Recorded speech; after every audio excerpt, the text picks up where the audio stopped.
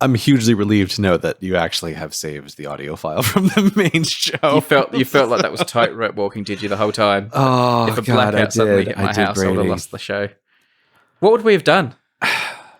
Look, you know what? But before we started recording, I already had my plan, which was, okay, if we lose your recording, we're going to be totally screwed for this month. Yeah.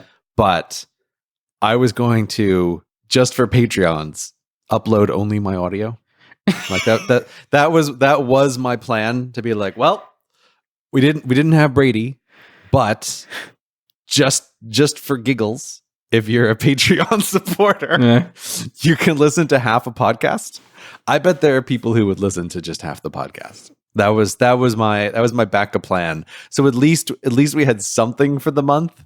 Although that would be the weirdest and probably most disappointing bonus episode a person could possibly have. But that's why I would also put it behind a paywall. That was my plan.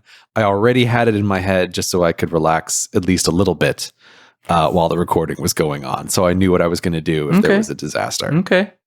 I'm cool with that. I'm going to say something, though, which I don't know if I actually should say to you or not. But I think if you don't have a backup recording going, I don't want to know. Like, I think I want you to lie to me. Okay. And when I say, like, when we're starting and I go, okay, I've got my main recording going, I've got my backup recording going, I think a part of me, I want you to have backup recordings, but I do think a part of me wants you to just say, like, I have my main recording going, I have the backup recording going, and then I'll feel better. I won't do it again. Do you reckon? I reckon possibly maybe a third to a half of the names on this sports list, maybe as much as a half, I wouldn't have known the sport. Really? And they're all American. They're all either footballers or baseballers or boxers. Huh. Because I don't know enough names from those sports to, it drops away pretty quickly, especially football and basketball. I probably know the 10 most famous basketballers, and after that, no. So what? Like, you think your recognition rate on that list is 50%? Yeah, I reckon. Yeah, maybe 60%. It just shows how much of the money's in America, hey? Do you think a big chunk of that is because they're American? They are American footballers. Is that what it is? Yeah, because I can name 10. I could probably name 10 to 20 baseballers and 10 to 20 and 10 footballers and 10 basketballers. But I could name 500 soccer players and 100 cricketers and 50 tennis players, and so it's because it's American, it's a domestic sport which hasn't got an international audience. So they're the sports I could probably name the least players of, and I can name more than the average non-American in those sports. You know what list I want that doesn't exist, but it would be great. I would want to do the same thing for the top 100 income earners on YouTube. All right, like let's do, you can't know the numbers, but I would love to know, like, the channels, let's just say, because the channels that are making the most money. Here's the top 100 of them on YouTube. Would you remove? You'd go through corporate, that list. You'd remove things like Vivo, a lot of stuff, and all that. Or? Yeah, let's say you would remove something you remove music, and you would remove anything that's like the Disney Channel. Yeah, you just let's say, like, entities that primarily exist on YouTube. Okay, if that list existed right now, the top 100. If that list existed right now, and I went through it, what would you guess your recognition rate would be, and what would you guess mine would be? Be honest. Don't be humble, and don't be. No. Like, I'm honestly willing to bet I'd get somewhere between 5 and 10. And me? That's my guess. I think you'd be the same. I think you'd actually be pretty close on this. Lower. I would definitely be lower than you for that. My YouTube knowledge is terrible. Yeah, but the whole question is just like, do you recognize this name? Right? It's not, that's it. That's the only level. And I think that the 10 might be really highballing it. Like, it might be closer to 5. But I think those 5 names are going to be names that, like, you've at least heard of in conversation with other YouTubers, where someone makes an offhanded reference to, like, Logan Paul, right? And like, oh yes, I've heard this guy's name. right? That's my guess, but all right, I'm going to go down a list here of YouTube things. okay. You tell me if you've heard of them. All right. Are you just going by subscriber numbers? Yeah. Is that what you have? Okay. And some of them are like weird genre things. So T-Series. Yeah. Yeah, well, yeah. And PewDiePie. T-Series. I've heard of it. T-Series is bitch lasagna. Yeah, that's true. 5 Minute Crafts. Have you ever heard of that? No. There's a nursery rhyme one. Coco Melon. Nursery rhymes. I have heard of Coco Melon, but only in the context of, can you believe how big this YouTube channel is? No, I've never heard of it. Dude Perfect. I've heard of. Dude Perfect. Yeah, I've heard of those that. guys can throw a ping pong ball. Let me tell you. Badabun. Maybe these are bands. Hang on, I need to get rid of the ones that aren't music. Oh no, that's not Badabun.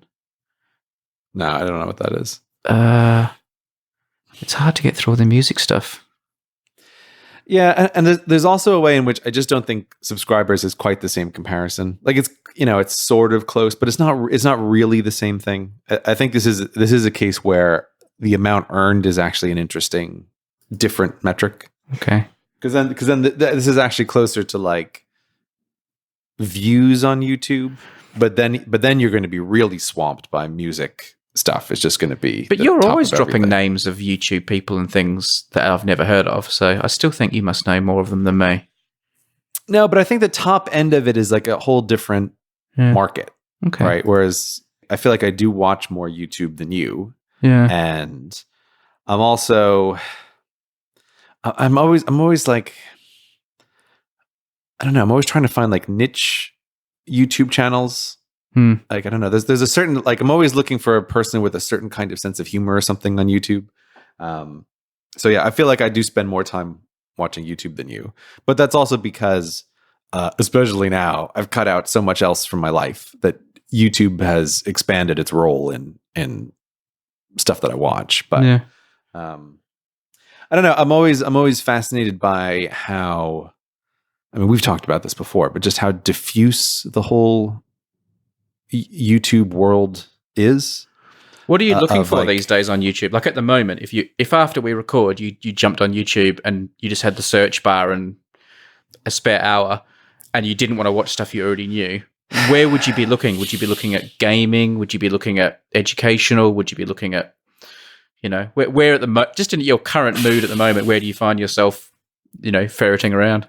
Well, I stay away from educational stuff for professional reasons and I have for years. So I watch almost nothing that would be categorized as education anymore, and I haven't for years. Yeah.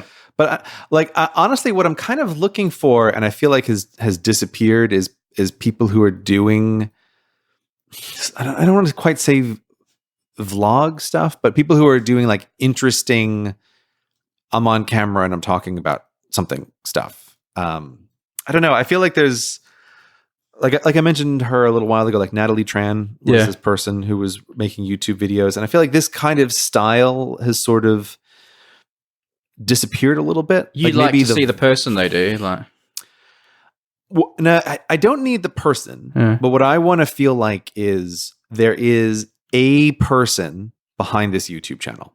Like there's an auteur here. And that there's someone who is in control of, here's the way I want it to look, and here's the way I want it to sound, and here's my sense of humor, and this channel is just me. And I think something I found really frustrating in the past several years of YouTube is I feel like with a lot of channels that I have watched, I can almost pin down when they start hiring people. Yeah. Because it's like something just changes a little bit, like the edges go away, or it almost becomes a little overproduced.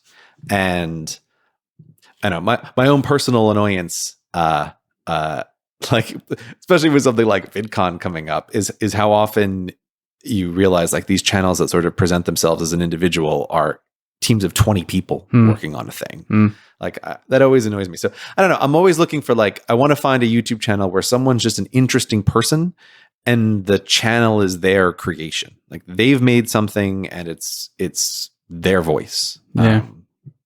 And I feel like I don't have enough of that now because I think things become businesses very quickly on YouTube. Like it doesn't quite exist in this weird state of like, oh, I'm just a person doing a thing.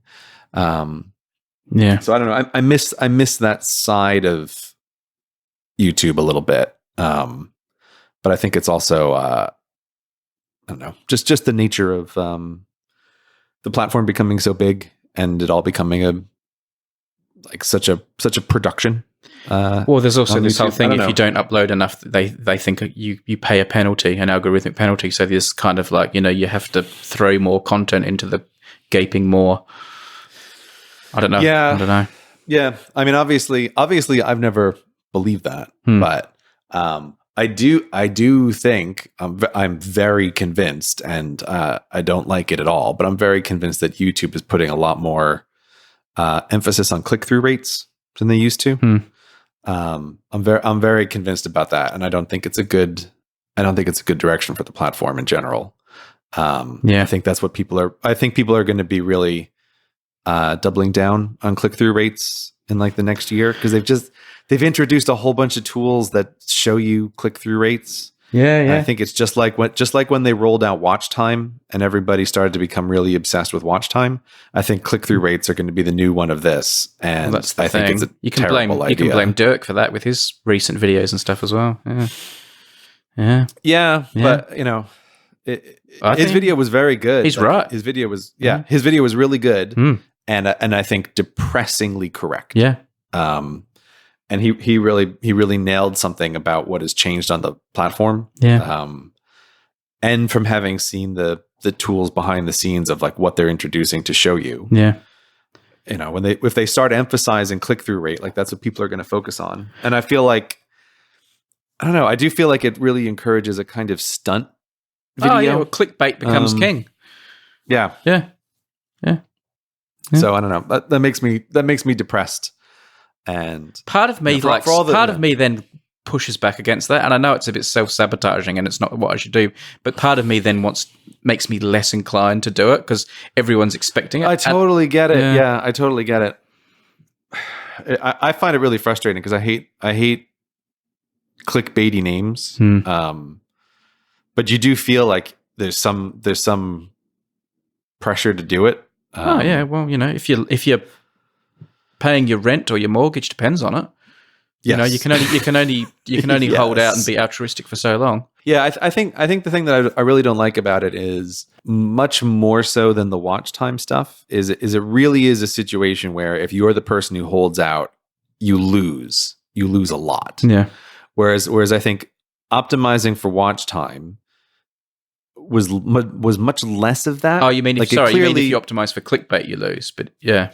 Well, yeah. So like, if you don't optimize for clickbait, in an environment where clickbait is rewarded, you dramatically lose out. Yeah. Whereas I think under the watch time regime, if you didn't optimize for watch time, you still stood a fighting chance of existing on the platform. Yeah. Like all things considered, I think watch time is actually a reasonably good metric for determining like distribution of promotion and like the YouTube Red money and everything else. Like I think watch time is actually a pretty good metric for that stuff. But the click-through rate stuff I think is a terrible metric, and I'm really concerned about it. Are you aware? I know because of Project Cyclops. I know you're not on Twitter, but are you aware of this new thing now where loads and loads of creators don't tweet their videos when they make a new video? No, I'm not aware of this. Because I know Derek did it as an experiment in his thing, but is everybody doing this now? I think that's become the thing now. Yeah, but people will tweet and say, "I'm not putting the link here. Go onto YouTube and find it and click on it." Right. Yeah. So that's just people straight up gaming the click through rate. Yeah. That's what that is. Because if you get the click through from YouTube, if you get the click through from Twitter, you don't get the reward. Like I would straight up believe that works. Yeah. I think educational stuff just in general is going to have a harder time in a click through war. I don't like it, and it makes me feel bad about the platform. But I didn't realize that that's become a trend now of people not tweeting the thing. So, I mean, I guess I was ahead of the curve with that one. Yeah. My videos No wonder you're doing so well. Project Cyclops, the best thing you ever did. Yeah. You doing all right otherwise, Brady? I'm all good. You looking forward to VidCon? I'm looking forward to VidCon as much as I always look forward to VidCon, Brady. I'm looking forward to it so much I'm not going. I will. I'll be on a Greek island instead, eating nice food. Well, I'll be thinking of you, Brady. I'm sure you will be. I will be. Yeah. I'll be thinking, God damn it. Yeah. I don't even like islands, but why aren't I on a Greek island right now? Instead, I'm in LA. Yeah. All right. Well, you enjoy your island, Brady. Oh, well, thank you.